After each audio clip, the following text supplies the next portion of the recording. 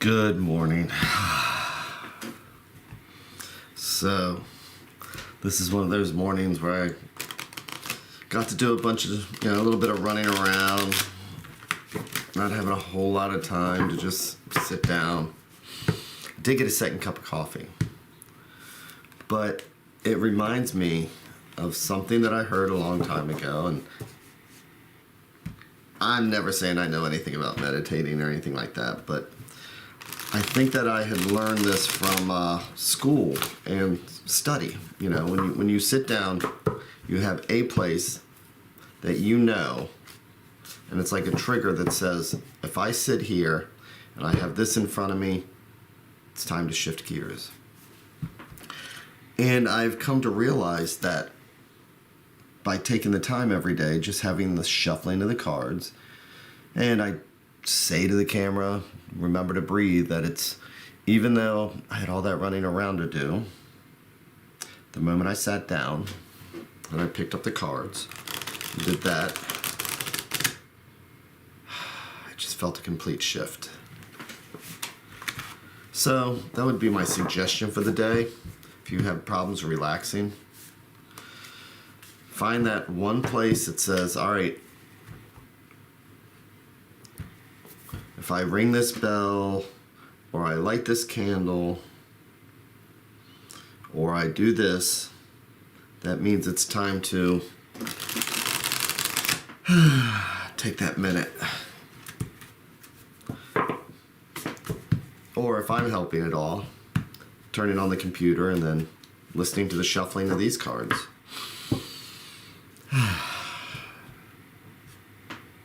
And this is just me reminding me also that it's good to take that extra time to breathe. So, now let's go in and see what the universe has to show us with the cards today. Let's see if there's a lesson to learn or something that we might want to know that we can carry out through the day that might keep us from reacting the way we sometimes can, which can be negative. Maybe help us think about, put our minds into a different frame and a different framework that says, I'm going to react differently because I've already discussed this today. I've already seen this today in the cards. It's already been brought up. So,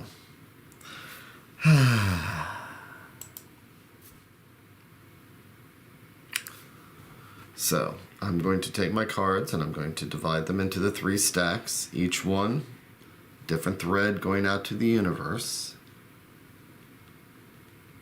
keeping in mind that this is that butterfly effect. Whichever thread I pull will be the conversation we have, and it can literally affect what happens in the next hour, next day. If I think about this in the next week, then that means that this decision here has already affected a complete path of where I'm going. And I take that, I really do think about that when I'm trying to decide. So, and with that deep thought, let's go see what's underneath it all. Let's go to the bottom. And I'm going to do my 3-in-1.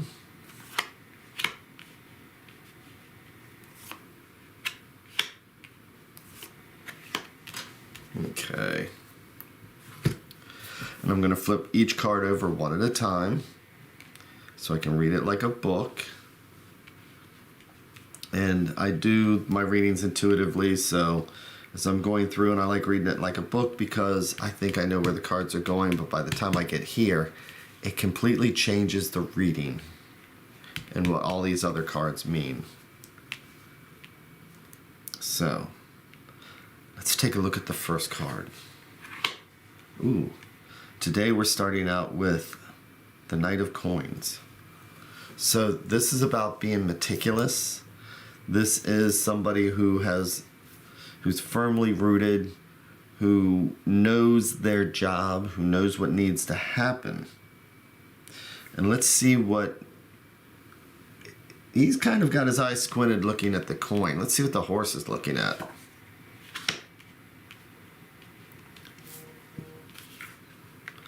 His eyes so squinted on that coin, he may not be seeing troubles ahead.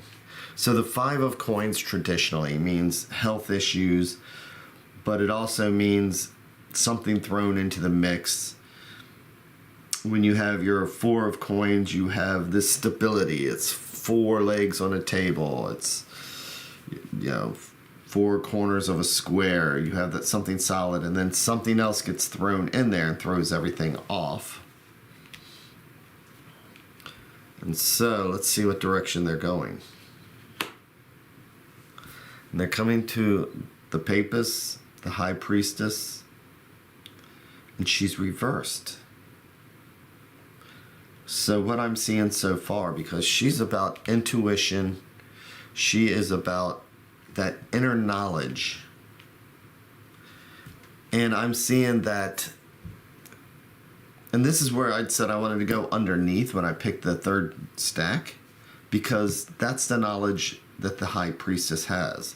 That's what she has hidden behind the veil. That's what's in her book. It's this just knowing. It's this instinct.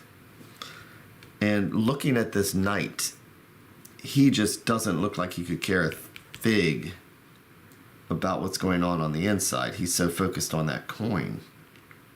He's so focused he may not even see suffering around him. So let's take a look at the advice card. The Valet of Batons, the Page of Wands. So this could be a messenger. This could be a person. This could also be the energy that we need to move things along. When you see a page, or you see a valet, or you see something like this, this is that youthful energy. This is that desire. So he's holding that wand. Wands are about fire. He is about as different as this knight as you can get. Because think of it like this. When you're in your 20s or you've gotten out of college, there's a period in my life where I knew more than anybody. You know what I mean? So, oh, and hello, Bio Yang. So, but think about when we have that period in our lives. Maybe it's when we're in high school, if we're younger, if you're already younger, but where we know everything. And I want you to take a look at this knight. And tell me this guy sitting there holding that, he knows more than anybody. You ever try and tell somebody like this something? Especially if they're in a power position like a knight is. Which is unfortunate. Because when something like this happens, they're never responsible. It's not their fault. But our attitudes do affect the people around us.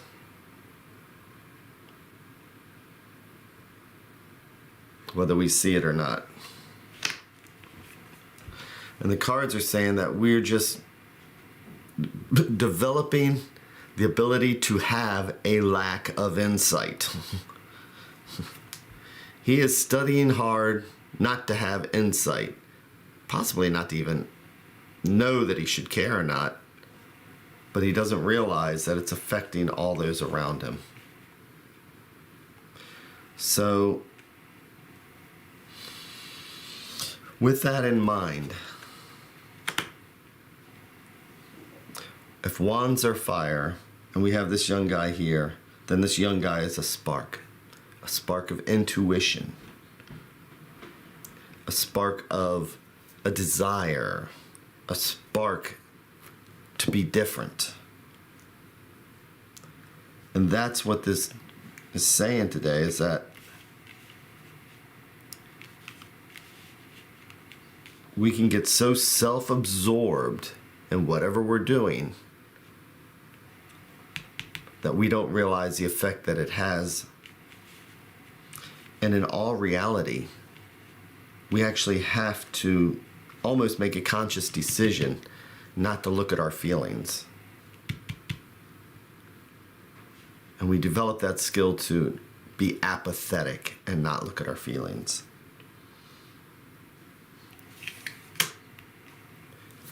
And the cards are saying that is not the way to live. That is not the way to go. It's reminding us to find that little spark in life today. So today, we're going to turn the papers around so we can look at what we're doing, where we came from. Because our intuition, that inner guide that we have, is what's going to wake us up. And it's going to turn that night into somebody that's worthy to look into the eyes of the papist. Right? And this is our inner self. So right now, this is saying that we need to create that spark so we can look inside and be okay with it. Because if we're this person, then you can't see what's going on inside. So today, let's really focus on what's going on inside, getting in touch with that, and seeing how our actions are affecting us and those around us by developing that little spark. And good morning, Dr. Priya Ratni. Hello, and good morning. So, that's what I have for us to focus on today. Just looking around ourselves, seeing our selfish and self-centered seeking for our own gain, how it affects other people, and more importantly, how it affects us on the inside. Today, let's find that new spark.